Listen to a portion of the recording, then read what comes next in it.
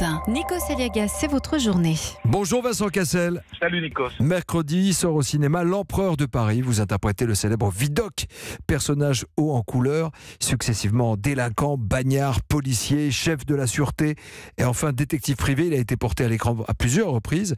Jouer Vidocq, ça fait partie de ces personnages complexes que vous aimez, qui sont en lutte permanente avec leur propre identité. Oui, mais enfin, pas que avec leur propre identité, les pauvres. C'est-à-dire que Vidocq, il se bat pour sa liberté, il se bat contre sa destinée, il a la force d'essayer de se réinventer. Et il se retrouve à devenir quelque chose qu'à mon avis, il n'aurait pas prévu, c'est-à-dire chef de la sûreté. Quand on part de Bagnères, c'est sûr que le trajet est long. À une époque où la France est en train de changer, politiquement, on sort de la Révolution, tout est redistribué et lui essaie de trouver sa place.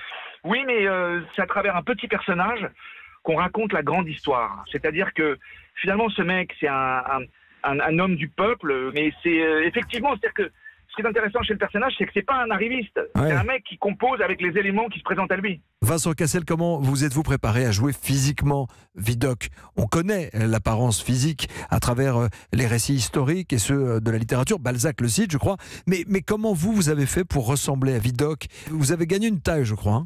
Alors, oui, absolument. C'est-à-dire qu'en fait, ce type était connu quand même pour être une force de la nature. C'était un mec qu'on disait quand il est né, il avait l'air d'avoir déjà 5 ans.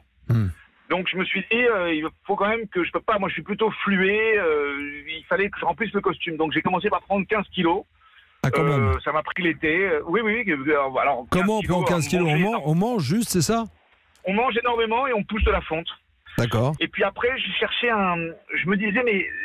Bon, alors voilà, c'est un film quand même, un film d'aventure. Il y a il fallait que ça se bagarre, que ça se castagne. Ça, c'était vraiment dans l'ADN du personnage. J'en avais un peu ras-le-bol de voir des mecs qui sautent avec des coups de pied. Je voulais pas quelque chose d'aérien. Je voulais pas quelque chose qui soit trop esthétisant, démonstratif. J'ai l'impression que notre œil de public s'est vraiment habitué et même un peu blasé de tout ça. Et en fait, en faisant des recherches, je suis tombé sur un truc qui s'appelle le systéma. C'est quoi? Ça vient de Russie, c'est un art martial très très ancien, mais qui a été utilisé pendant longtemps par le KGB, qui a la particularité de ne pas être ni belliqueux dans son apparence, ni virevoltant, mais extrêmement efficace et très brutal quand il est bien pratiqué. C'est un film qui a coûté 22 millions d'euros. C'est un des gros budgets avec décors, costumes qu'on ne rencontre plus au cinéma français. Alors, on le rencontre moins. Ça serait un peu prétentieux de dire qu'on est les derniers des Mohicans, mais disons que c'est vrai que depuis quelques années, il y a des nouveaux acteurs de financement qui rentrent un peu en ligne de compte. C'est un peu le chamboulement. Et dans ces moments-là, finalement, les gens pensent à faire des films qui ne coûtent pas cher et qui rapportent beaucoup. Et du coup, on est souvent sur des comédies, alors avec des bonnes et puis des moins bonnes, et avec moins, disons, ces films à grand spectacle qu'on a pu connaître. Et voilà. Donc là, c'était un peu... L'idée, c'était de refaire un film dans ce sens-là, avec de l'envergure, du souffle, une espèce de fresque épique, populaire, on espère, basée sur autre chose que le rire, en tout cas. Vous incarnez Vidocq au cinéma. Vous avez 52 ans, vous avez une filmographie foisonnante, à la fois du film d'auteur, du blockbuster, du film français, de la comédie. Et vous savez quoi, Vincent Cassel? Il y a quelques gros plans où vous ne parlez pas, j'ai l'impression de voir votre père. Ah, mais ça, vous savez, j'ai envie de vous dire, j'allais dire malheureusement, mais heureusement, finalement.